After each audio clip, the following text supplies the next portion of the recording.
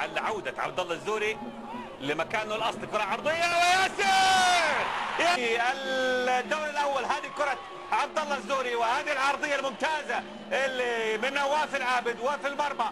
هدف اول للهلال ياتي براسية ياسر القحطاني، ياسر الذي اتى للمكان المناسب وسجل براسية ممتازة تذكرنا بالراسيات الجميلة اللي دائما يلعبها ياسر القحطاني. يتقدم سالم الدوسري، يمر سالم عرضية ويسلي لوبيز، هدف ثاني ولكن هذه كرة تيوب يبسو إلى سالم الدوسري اللي عدى بشكل جميل ومرر إلى ويسلي لوبيز اللي يسجل هدفه السادس عشر في دوري زين السعودي للمحترفين. ويسلي لوبيز يعلن نفسه مرة أخرى هدافا لدوري زين السعودي للمحترفين مع الأسبوع 21، ويعلن نفسه أيضا مسجلا في مرمى جميع أندية دوري زين.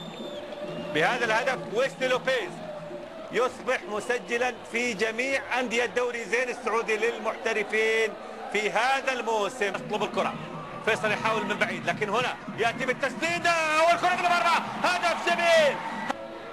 هذه عادة مرة أخرى، شوفوا فيصل درويش طلب الكرة في المرة الأولى، مر من جوستافو بوليفار أخذ الزاوية بشكل أكبر، ممتازة تسديدة فيصل درويش، والكرة موجهة أبدا في المقص الأيسر على يسار الحارس عبد الله السديري، وهدف أول لصالح الرائد، هدف يقرب النتيجة